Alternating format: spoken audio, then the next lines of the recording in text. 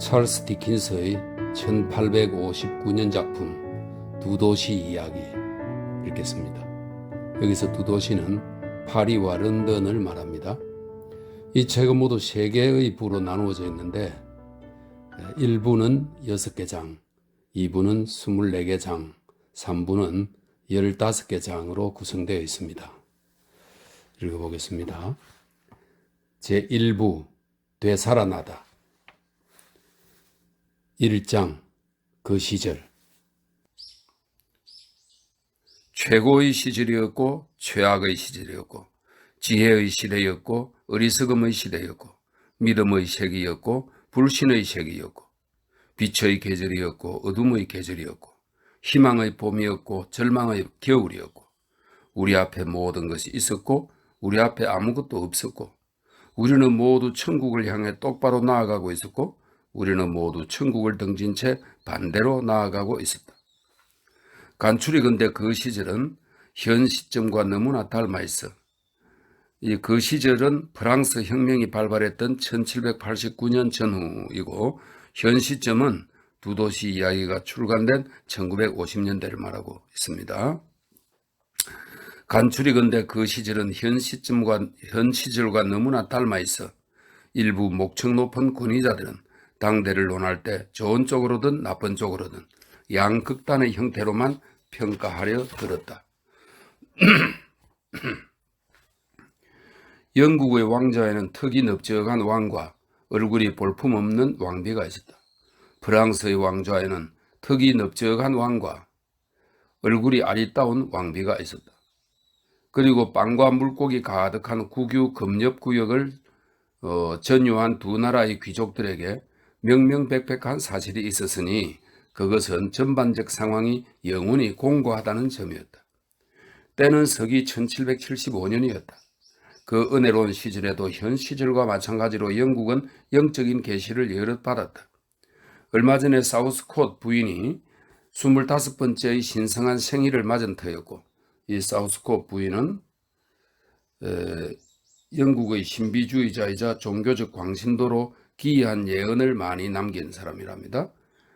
25번째의 신성한 생일을 맞은 터였고 이에 앞서 예지력을 지닌 한 건의 기병대 사병이 이 사람은 1750년에 두 도시의 파괴를 예언한 인물이랍니다. 그는 곧 런던의 이 베들렘 정신병원에 갇혔지만 이 예언은 당시 극심한 공포를 야기했다네요. 건의 기병대 사병이 런던과 웨스트민스터를 집어삼킬 재앙을 예고함으로써 그녀의 숭고한 출현을 예언한 바 있다. 콕 그리의 유령이 쿵쿵 두드려대며 메시지를 전하고 자리에 누운 지도 딱 12회밖에 되지 않았고 바로 지난해만 해도 홀령들이 초자연적인 면에서 독창성이 떨어지게 쿵쿵 두드려대며 메시지를 전한 터였다. 최근에는 아메리카에 거주하는 영국 신민들의 의회에서 한낱 세속적 사태에 대한 전가를 영국 왕실과 백성들에게 보내왔는데 이거는 제2차 대륙회의의 소집에 관한 내용으로 1776년 미국의 독립선언으로 이어졌다. 미국의 독립에 대한 이런 것들입니다. 영국 왕실과 백성들에게 보내왔는데 이상한 이야기지만 그것이 콕 그리의 급쟁이들을 통해 전달된 어떤 전언보다도 인류에게 더 중요한 것으로 드러났다. 영적인 문제 관에 방패와 삼지창을 든 자매, 이것은 영국의 로마 시대 이름 브리트니아는 방패와 십자창을 든 여성으로 묘사된다. 그 이야기입니다. 삼지창을 든 자매보다 대체로 은총을 덜 받았던 프랑스는 종이돈을 만들어 쓰대면서 극도로 매끄럽게 내리막을 달리고 있었다. 게다가 기독교 사제들의 지도하에 한 젊은이의 양손을 자르고 집게로 혀를 뽑고 몸을 산채로 불태우도록 선고하는 인도적 성취까지 흡족하게 이루었는데 50-60야드 떨어진 곳에서 지나가는 수도승들의 지저분한 행렬이 보이는데도 빗속에 무릎을 꿇고 예를 표하지 않았다는 것이 그 이유였다. 어쩌면 그 젊은이가 죽음에 처하던 순간 프랑스와 노르웨이의 숲에서는 운명이라는 산지기가 일찌감치 점찍어둔 나무들이 뿌리를 내리고 자라 훗날 빼어 쓰러지고 널판지로 잘린 다음 칼날과 자루를 갖춘 일종의 이동식 털, 이게 기요틴, 단두대를 말합니다. 일종의 이동식 털이 되어 역사에 끔찍하게 남게 되었을지도 모른다.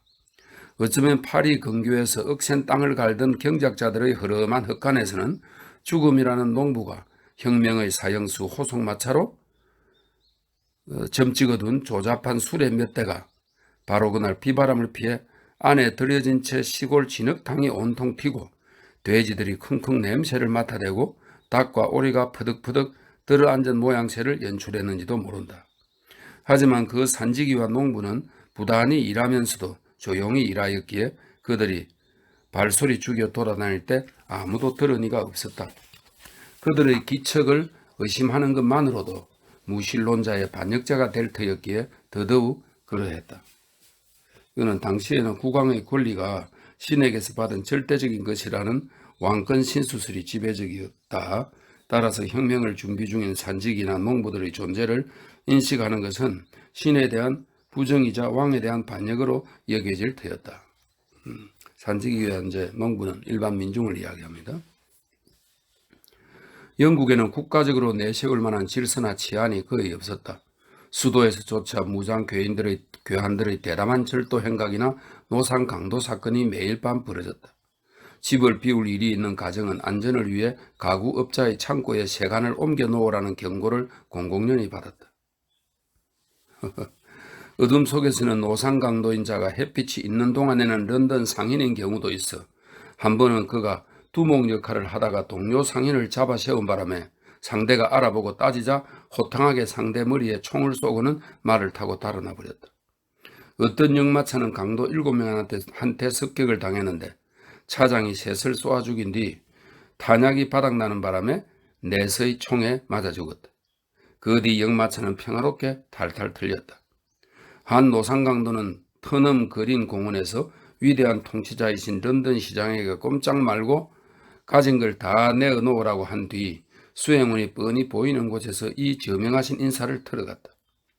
런던 감옥에서는 죄수들이 간수들과 싸움을 벌였고 존엄한 법은 탄환을 잔뜩 장전한 나팔총을 그들에게 쏘아댔다. 도둑들은 궁정 응접실에서 귀족 나리들의 목에 걸린 다이아몬드 십자가를 쓱싹했다. 머스킷 총병들이 밀수품을 찾아 세인트 자일스에 들이닥치자, 이 런던의 가난한 지역이랍니다. 세인트 자일스에 들이닥치자 폭도들은 총병들에게 총을 쏘고 총병들은 폭도들에게 총을 쐈으며 그 누구도 이것을 일상에서 벗어나는 시간이라 여기지 않았다. 그러한 가운데 교수형 집행인은 언제나 바쁘고 언제나 백해무익한 존재였으니 그를 찾는 수요는 끊임이 없었다.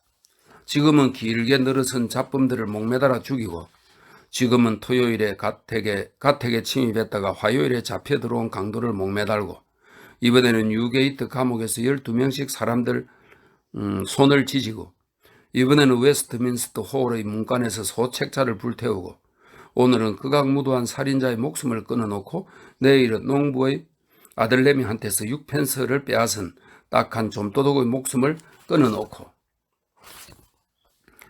이 모든 일들이 그리고 이와 비슷한 무수한 일들이 친애하는 1775년 무렵에 벌어졌다. 이러한 상황 속에서 산지기와 농부가 기척 없이 일하는 동안 턱이 넓적한 두 명과 얼굴이 볼품없거나 아리따운 두 명은 충분히 요란스럽게 거동하시면서 신성한 권리를 거만하게 휘둘러댔다. 이처럼 1775년은 이 지체 높으신 분들과 수많은 미미한 존재들, 그 중에서도 이 연대기에 나오는 존재들을 그들 앞에 놓인 길 위로 이끌었다.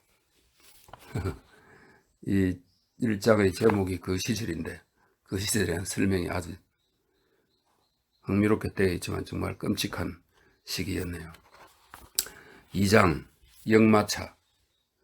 11월 말의 어느 금요일 밤 이 역사물에 등장하는 인물들 중 첫 번째 인물 앞에 놓인 길은 도브로드였다. 그에게 도브로드는 도브행 역마차 너머에 펼쳐져 있었다. 역마차는 슈터스 힐을 힘겹게 오르는 중이었다. 그는 마차 옆에서 진창길을 걸어 올라갔는데 그건 나머지 승객들도 마찬가지였다. 그들이 걷기 운동을 즐겨서가 아니라 언덕이며 마구며 진창길이며 역마차며 이 모든 것이 너무 버거워서 말들이 벌써 3번이나 멈춰선 데다 한 번은 마차를 가로로 돌려 블랙히스로 되돌아가려는 반란까지 꾀했기 때문이었다. 하지만 고삐와 채찍과 마부와 차장은 합심하여 철저한 응징에 나서 일부 짐승들에게 이성이 있다는 주장을 강하게 옹호할 법한 이러한 의도를 꺾어놓았다. 결국 말들은 항복하고 본분으로 되돌아갔다. 말들은 머리를 축 늘어뜨리고 꼬리를 파르르 떨면서 걸쭉한 진창 속을 철벅철벅 나아갔고 마치 큰 관절들이 마디마디 끊어지기라도 하는 듯 이따금씩 버둥대고 비틀거렸다. 마부가 최대한 자주 말들을 쉬게 하고 워워 우어 조심스럽게 외치면서 멈춰 세우기도 했지만 왼쪽 선두에 선 대장말은 머리통과 거기에 붙은 모든 것을 격하게 흔들어댔다.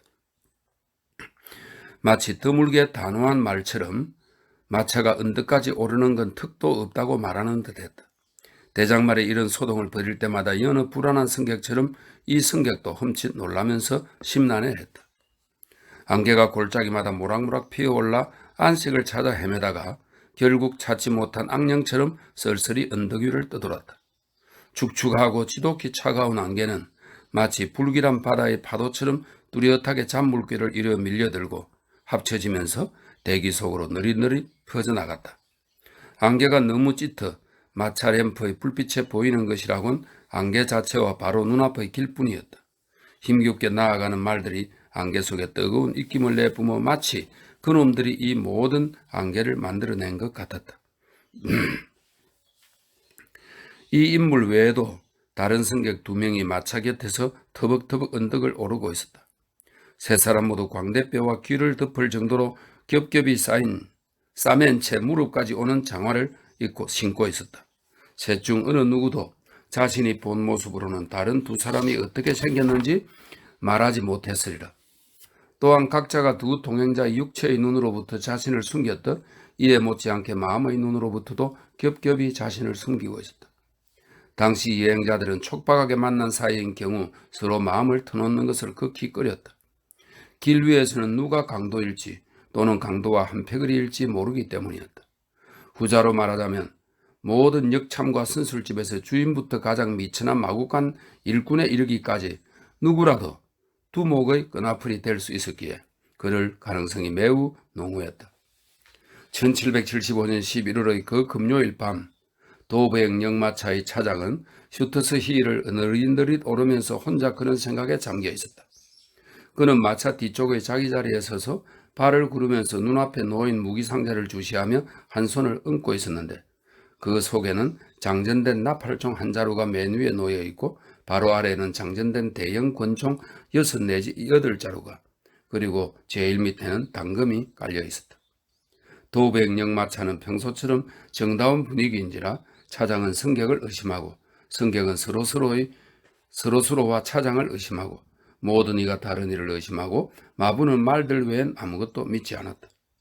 이 말들로 말하자면 이놈들이 노정에 적합한 상태가 아니란 것을 그는 성경에 대고 양심에 거리낌 없이 맹세할 수도 있었다. 마부가 말했다. 자자 한 번만 더 용수면 꼭대기다. 빌어먹을 녀석들. 여기까지 오는데 말썽을 작작 부렸어야지요. 어이 차장이 대답했다. 지금 몇 시쯤 된 것 같나 조? 11시 하고도 10분쯤. 젠장 마부가 짜증스럽게 외쳤다. 아직 슈트스힐 꼭대기에도 못 올랐는데 이랴 어서. 단호한 말은 완강히 거부하다가 채찍질을 호되게 당하고 나자 결연히 뛰어나갔고 이어 나머지 3마리도 뒤를 따랐다. 다시 한번 도부행 역마차는 힘겹게 나아갔고 승객들의 장화가 그 곁을 철벅철벅 지켰다. 마차가 멈추면 그들도 멈췄는데 아무도 마차 곁을 벗어나지 않았다. 셋 중 어느 누가 다른 이에게 배짱 좋게도 마차보다 앞서 안개와 어둠 속으로 걸어가자고 했다가는 즉각 노상 강도로 의심받고 총을 맞기 십상이었다. 마지막 힘을 다해 역마차는 언덕 정상에 올랐다.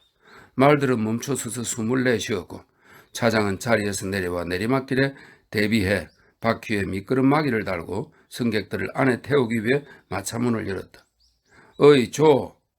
마부가 앉은 자리에서 내려다보며 경계하는 목소리로 불렀다. 왜 그래 톰? 둘 다 귀를 기울였다. 내 생각에는 말이 이쪽으로 달려오는 것 같은데 조. 내 생각에는 말이 엄청나게 내달리는 것 같은데 톰. 차장이 문에서 손을 떼고 민첩하게 자리에 되돌아가 앉으면서 대답했다. 신사님들, 왕의 이름으로 다들 잠깐만요. 그는 이처럼 서둘러 엄명을 내린 뒤 나팔총의 공의를 당기고 공격 태세를 갖추었다. 이 역사물에 등장하는 승객은 마차 계단에 발을 디디고 막 오르려던 참이었다. 다른 두 승객도 바로 뒤에서 따라 타려던 참이었다. 그는 반은 마차 안에 반은 마차 밖에 걸친 채 계단에 멈추었고 다른 이들은 여전히 아래쪽 땅바닥에 서 있었다. 다들 마부를 보았다. 차장을 보았다. 차장을 보았다. 마부를 봤다 하면서 가만히 귀를 기울였다. 마부가 뒤쪽을 쳐다봤고 차장도 뒤쪽을 쳐다봤고 심지어 단호한 대장말도 아무런 반대 없이 귀를 쫑긋 세운 채 뒤쪽을 쳐다봤다. 덜컹덜컹 힘겹게 나아가던 마차 소리가 멎은 뒤 찾아온 정적. 거기에다 밤의 정적까지 가시해 주변이 참으로 고요했다. 말들이 헐떡이자 그 진동이 전해져 마차도 마음이 불안한 듯 떨렸다. 승객들은 심장이 너무 쿵쾅쿵쾅 뛰어 귀에 들릴 정도였다. 어쨌거나 잠시 찾아든 정적은 숨을 헐떡이는 사람들, 숨을 죽인 사람들, 기다림에 두근두근 맥박이 빨라진 사람들을 귀에 생생하게 드러냈다. 질주하는 말발굽 소리가 빠르고 맹렬하게 언덕을 올라왔다. 어이! 차장이 최대한 힘껏 소리쳤다. 어이! 거기 멈춰! 안 그러면 쏜다! 속도가 갑자기 줄더니 무언가 첨벙대고 버둥거리는 소리가 들렸고 이어 한 남자의 외치는 소리가 안개 속에서 들려왔다. 도백역마차 맞소? 뭔지 당신이 무슨 상관이야? 차장이 대받아쳤다. 당신 정체가 뭐야? 도백역마차 맞소? 그게 왜 궁금한데? 승객 한 명을 찾고 있어. 이 마차가 맞다면. 어떤 승객? 자비스 로릿이. 우리의 등장인물이 곧바로 자기 이름이라고 밝혔다. 차장, 마부, 다른 두 승객이 의심하는 눈초리로 쳐다봤다. 거기서 꼼짝하지 마. 차장이 안개 속의 목소리에게 소리쳤다. 혹여 내가 실수라도 하게 되면 당신 살아생전에는 바로잡지 못할 테니까 롤이라는 신사부는 바로 대답하시오. 무슨 일이요? 승객이 물었고 다소 떨리는 의자로 덧붙였다. 누가 나를 찾는 거요? 제리, 자넨가? 관로 속에 제리라는 자의 목소리가 거슬리는군. 저치가 제리가 맞다면 차장이 혼잣말로 낮게 중얼거렸다. 마음에 안 들게 목소리가 너무 탁해. 제리라는 제작자. 관로 속에 있습니다. 예, 로리 씨. 무슨 일인가? 저쪽에서 보내는 급한 전갈입니다. 티 컴퍼니에서요. 내가 아는 심부름꾼이요, 차장. 로리 씨가 땅바닥에 내려서서 말했다. 다른 두 승객이 친절하다기보다는 신속하게 그를 부축해 내리게 하고는 곧장 허둥지둥 마차 안으로 들어가 문을 닫고 창문도 위로 올려 닫아버렸다. 오게 해도 됩니다. 아무 탈 없을 거요. 그러면 좋겠지만 그럴지 어떨지 빌어먹을 알 수가 있어야지. 차장이 퉁명스레 혼자 말을 했다. 어이, 들으시오. 어이, 말하시오. 제리가 앞서보다 더 탁한 목소리로 말했다. 천천히 와요. 알아들었어? 혹시라도 거기 안장에 권총집이 있거들랑 근처에 손을 얼씬도 안 하는 게 좋을 거요. 나는 실수 하나는 귀신같이 잘하는 데다 내가 하는 실수는 총알이랑 관련이 있으니까. 자, 이제 나타나시오. 말과 그 위에 탄 사내의 형체가 소용돌이 치는 안개 속에 서서히 나타나 승객이 서 있는 역마차 옆쪽으로 다가왔다. 사내는 몸을 숙여 차장을 힐끗 한번 쳐다보면서 승객에게 작게 접힌 쪽지를 건넸다. 사내가 탄 말이 숨을 헐떡였고 말의 발굽부터 사내의 모자까지 말과 사내 둘 다 온통 진흙으로 뒤덮여 있었다. 차장, 승객이 사무적인 긴밀한 말투로 조용히 불렀다. 차장이 오른손은 개머리판에 왼손은 총신에 두고 나팔총을 받친 채 두 눈으로 말탄 사내를 주시하면서 짤막하게 대답했다. 예. 아무것도 염려하실 필요 없어. 나는 텔슨 은행에서 일합니다. 런던의 텔슨 은행이라고 들어보셨을 거요. 나는 지금 업무차 파리에 가는 길이요. 여기 술값으로 1크라운 드리리다. 이것 좀 읽어도 되겠어? 오래 걸리지만 않는다면요, 손님. 그는 한쪽에 달린 마차 램프의 불빛 속에 쪽지를 펼쳐 읽었다. 처음에는 혼자서, 나중에는 소리내서 도읍에서 승려분을 기다리시오. 자, 차장 길지 않군요. 제리, 내가 이렇게 대답했다고 전하게. 되살아나다. 이렇게 했다고 전해랍니다. 되살아나다. 제리가 안장 위에서 흠칫 놀랐다. 이 되살아나다가 일부의 제목이죠. 제목입니다. 받은 쪽지 안에는 도읍에서 숙녀분을 기다리시오. 이렇게 적혀 있고, 이렇게 대답해라 하면서 되살아나다. 제리가 안장 위에서 흠칫 놀랐다. 그거 참 엄청나게 희한한 대답이군요. 그가 지독하게 탁한 목소리로 말했다. 돌아가서 그렇게 전하게. 그러면 내가 전가를 받았다는 사실을 다들 알 거야.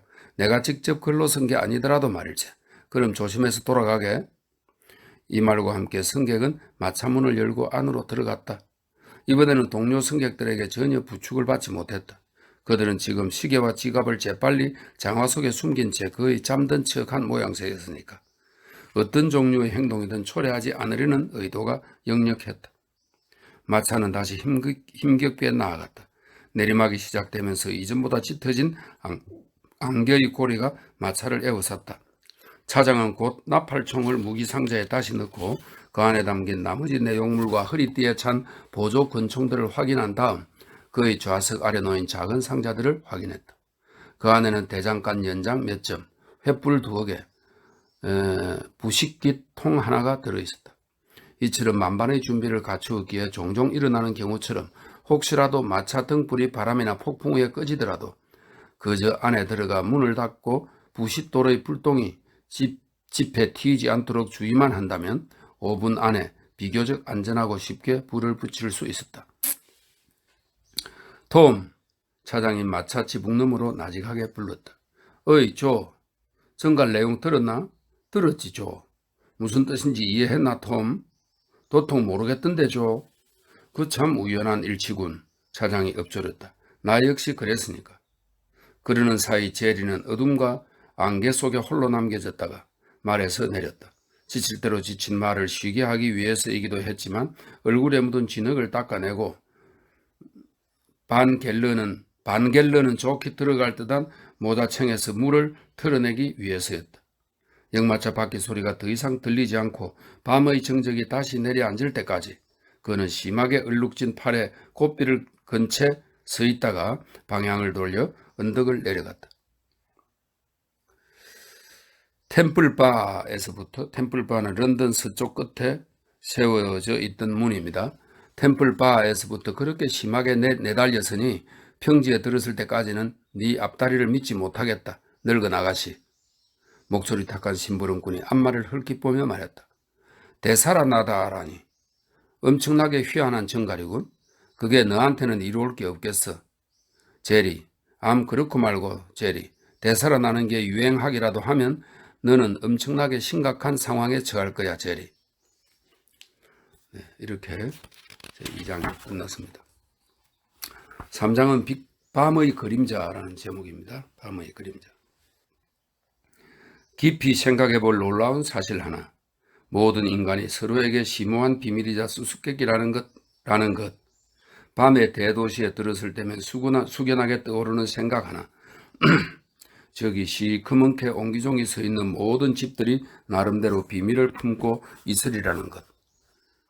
저 모든 집의 모든 방도 나름대로 비밀을 품고 있으리라는 것. 저곳의 수십만 가슴 속에 뛰고 있는 심장들도 저마다의 생각 속에서는 가장 가까운 심장에게조차 비밀스러운 존재란 것. 무엇인가 경외로운 것. 심지어 죽음 자체도 이와 비슷할지 모른다. 내가 사랑했던 이 소중한 책을 더 이상 넘길 수도 언젠가 이것을 다 읽겠다고 헛되이 바랄 수도 없게 된다. 깊이를 알 수 없는 이 물속을 찰나의 빛이 비추었을 때 바닥에 묻힌 보물들과 가라앉은 갖가지를 얼핏 보았던 그 속을 이제는 더 이상 들여다볼 수 없게 된다. 겨우 한쪽밖에 읽지 못했는데도 영원히 그 책은 갑작스레 덮일 운명이다. 햇살이 수면에 까불대고 나는 아무것도 모른 채 물가에 서 있는데도 그 물은 영원히 얼어붙어 봉인될 운명이다. 내 친구도 죽고 내 이웃도 죽고 내 사랑, 내 영혼의 연인도 죽고 없다. 죽음은 그들 개인이 언제나 품고 있던 비밀, 그리고 내 삶이 다하는 순간 내가 품고 갈 비밀을 가차없이 굳혀서 영속시킨다. 내가 지나가는 이 도시의 묘지에 잠든 영혼들 가운데 가장 깊숙한 내면에 있어 이 도시의 분주한 그 주민들이 내게 그러한 것보다 혹은 내가 그들에게 그러한 것보다 더 불가해한 존재가 있을까? 이처럼 천부적이고 양도 불가능한 유산에 한해서는 말을 탄 심부름꾼도 왕이나 국무장관이나 런던 제일의 부자 상인과 견주어 똑같은 양을 소유하고 있었다. 느릿느릿 나아가는 어느 날은 역마차의 좁은 객실에 갇힌 승객 3명도 마찬가지였다. 그들은 마치 각자 말 6필이 끄는 마차를 탄 것처럼 또는 말 60필이 끄는 마차를 탄 것처럼 옆 사람과 자신 사이에 주 하나만큼 간격을 유지한 채 서로에게 완전히 수수께끼 같은 존재였다. 심부름꾼은 편안한 속도로 되돌아가면서 도중에 한잔하기 위해 꽤 자주 선술집에 들렀지만 속내를 드러내지 않으려는 듯한 분위기를 풍기며 모자를 눈 바로 위까지 눌러쓰곤 했다. 그의 두 눈은 모자와 매우 잘 어울렸다. 색깔에서나 모양에서나 깊이가 전혀 없는 새까만 색에 서로 지나치게 가까이 붙어 있었다. 마치 서로 너무 떨어져 있으면 각자 어떤 일에서 들키지 않을까 두려워하는 것처럼 푹 눌러선 삼각형 타기처럼 생긴 낡은 모자 아래, 그리고 턱과 목을 둘둘 감고 그의 무릎까지 늘어진 크다란 목도리 위로 두 눈은 흠상스러운 빛을 띠고 있었다. 한잔하러 들를 때면 그는 오른손으로 술을 들이키는 동안에만 왼손으로 목도리를 치웠고 그러고 나서는 곧장 다시 목도리를 둘렀다. 아니, 제리 아니야. 심부름꾼은 말을 달리는 내내 한 가지 생각에 잠겨 있었다. 너한텐 이로울 게 없어, 제리. 정직한 장사꾼, 제리. 그건 네가 발담근 사업에 좋지 않아. 되살아나다니. 나. 그분이 술에 취한 게 아니라면 내 목을 내놓겠어. 이거 무슨 말이지? 정갈 내용이 너무 담혹스러워서 그는 몇 번이고 모자를 벗어 머리를 걸쩍였다. 덤성덤성 벗어진 정수리 부분만 빼면 시커멓고 뻣뻣한 머리카락이 온통 삐죽삐죽 솟은 데다 넓적하고 뭉툭한 코에 닿을 정도로 아래로 뻗쳐 있었다. 머리카락이 달린 머리라기보다는 무언가 대장장이의 작품, 무언가 대못을 튼튼하게 박아놓은 담장 꼭대기랑 비슷해서 덩짚고 뛰어넘기 분야의 최우수 선수들조차도 그를 세상에서 가장 뛰어넘기 위험한 남자라며 거절할 듯했다. 그가 템플바의 텔슨 은행 문간에서 자리를 지키고 있는 야간 경비원에게 전달하면 그 경비원이 안에 있는 더 높은 분에게 전달할 이 전갈을 가지고 돌아가는 동안 밤의 그림자는 그에게 전갈에서 비롯된 어떤 형태로 비춰졌고 암말에게는 무엇든 그놈의 개인적인 불안함에서 비롯된 형태로 비춰졌다. 암말이 길 위에 들이온 모든 그림자의 겁을 집어먹는 걸로 봐선 그놈한테도 불안감이 가득한 모양이었다. 그러는 동안 역마차는 불가해한 승객 셋을 안에 태운 채 느릿느릿 흔들흔들 삐걱삐걱 덜컹덜컹 지루한 길을 나아갔다. 그들에게도 밤의 그림자는 저마다 졸리는 눈과 떠도는 생각이 제시하는 형태로 모습을 드러냈다. 텔슨 은행은 역마차 안에서 예금 인출 사태를 맞았다. 마차가 유난히 뒤흔들릴 때마다 옆자리 승객에게 부딪히거나 구석으로 쏠리지 않도록 가죽 손잡이에 한 팔을 끼운 은행원 승객이 자기 자리에서 반쯤 눈을 감고 꾸벅꾸벅 조는 동안 마차의 작은 창문과 그 너머로 희미하게 비치는 마차 불빛과 맞은편에 묵직하게 자리한 승객 등이 은행으로 변했고 한바탕 업무가 진행되었다. 마구가 달각대는 소리는 돈이 짤랑대는 소리였고 5분 동안 마차 안에서 인수한 액수는 그 3배에 달하는 시간 동안 국내외에 온갖 거래처를 둔 텔슨 은행이 처리한 액수보다도 많았다. 이어 텔슨 은행의 지하 금고가 이 승객이 알고 있는 귀중품과 비밀을 간직한 채 그 앞에 열렸고 그는 커다란 열쇠구름이와 약하게 타오르는 촛불을 들고 안으로 들어가 자신이 마지막으로 보았을 때처럼 모든 것이 안전하고 굳건하고 온전하고 평온한 상태인 것을 확인했다. 하지만 은행이 거의 내내 함께하고 마차도 관로 속에 아편제의 약효로 통증이 둔해진 듯 몽롱하게 이렇게 되어 있습니다. 마차도 항상 함께했지만 밤새도록 결국 멈추지 않는 또 다른 의식의 흐름이 있었다. 그는 지금 어떤 사람을 무덤에서 파내러 가는 길이었다. 지금 그의 눈앞에 나타나는 수많은 얼굴 중 어느 것이 파묻힌 사람의 진짜 얼굴인지 밤의 그림자는 알려주지 않았다. 하지만 하나같이 45살 먹은 남자의 얼굴이었고 드러난 감정이라든가 성장처럼 야위고 지친 모습 정도가 달랐다. 자부심, 경멸, 저항, 고집, 복종, 한탄 등이 잇따라 지나갔다. 움푹 들어간 뺨, 송장 같은 안색, 앙상한 두 손과 형체도 다양하게 지나갔다. 하지만 그 얼굴은 본질적으로 하나의 얼굴이었고 머리는 너무 일찍 세어버린 백발이었다.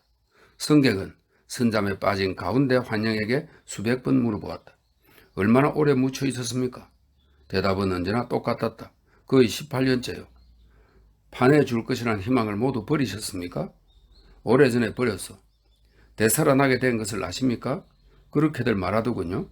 살고 싶은 마음이 있으신지 모르겠어. 그녀를 보여드릴까요? 와서 보시겠습니까? 이 질문에 대한 대답은 다양하고 모순적이었다. 때로는 불안정하게 잠깐만요. 그 애를 너무 일찍 보면 나는 끝장날 거요. 라고 했다. 때로는 애틋한 눈물을 비오듯 쏟으면서 그 애에게 데려다 주십시오. 라고 했다. 때로는 빤히 쳐다보면서 당혹스럽게 나는 저 여자를 모릅니다. 무슨 말인지 모르겠군요. 라고 했다. 이처럼 가상의 대화를 나눈 뒤 성객은 상상 속에서 어떤 때는 삽으로 어떤 때는 커다란 열쇠로 어떤 때는 양손으로 파서 이 가련한 인간을 꺼내주었다. 그렇게 해서 얼굴과 머리카락에 흙이 덕지덕지 붙은 채 마침내 밖으로 나오면 그는 갑자기 먼지가 되어 사라져버리는 것이었다. 그러면 성격은 화들짝 잠에서 깨어나 현실의 안개와 빗방울을 뺨에 느끼기 위해 창문을 내려 열곤 했다.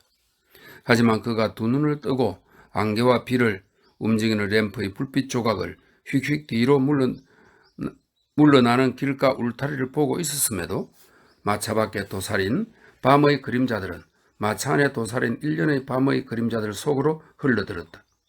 템플바에 있는 실제 은행 건물, 어제 처리했던 실제 업무, 실제 금고, 그에게 보낸 실제 급전, 그가 답신으로 보낸 실제 전갈, 이 모든 것들이 그곳에 있었다. 그 한가운데서 유령 같은 얼굴이 떠오르면 그는 다시 말을 걸었다. 얼마나 오래 묻혔습니까? 거의 18년째요. 살고 싶은 마음이 있으신지 모르겠소. 파고 그러다가 두 승객 중 한 명이 짜증 섞인 기척을 보이면 창문을 다시 올려닫고 가죽 손잡이에 팔을 단단히 끼운 다음 잠에 빠진 두 형제를 보며 생각에 잠겼다가 이윽고 마음속에서 그들이 스스로 빠져나가면서 다시금 은행과 묘지 속으로 흘러들곤 했다. 얼마나 오래 갇혀 있었습니까? 거의 18년째요. 반해줄 것이라는 희망을 모두 버리셨습니까? 오래전에 버렸어. 이런 대화가 마치 방금 내뱉은 말처럼 살면서 이렇게 생생하게 느껴본 적이 없을 정도로 귓가에 맴도는 가운데 지친 성격이 흠칫 잠에서 깨어나니 어느덧 동이 트고 밤의 그림자는 사라지고 없었다. 그는 창문을 열고 떠오르는 태양을 내다보았다. 갈아엎어 일왕을 일군 들판이 보였고 지난밤 말들의 멍에를 벗길 때 그대로 내버려둔 쟁기가 보였다. 그 너머로 고요한 관목 숲이 있었는데 불타는 듯한 빨간색과 황금빛이 도는 노란색 이파리들이 아직도 나무에 많이 남아있었다. 대지는 차고 축축했지만 하늘은 맑았고 태양은 환하고 평온하고 아름답게 떠올랐다. 18년이라니. 성객이 태양을 바라보며 말했다. 하나님 맙소사, 18년이나 산채로 묻혀 있었다니.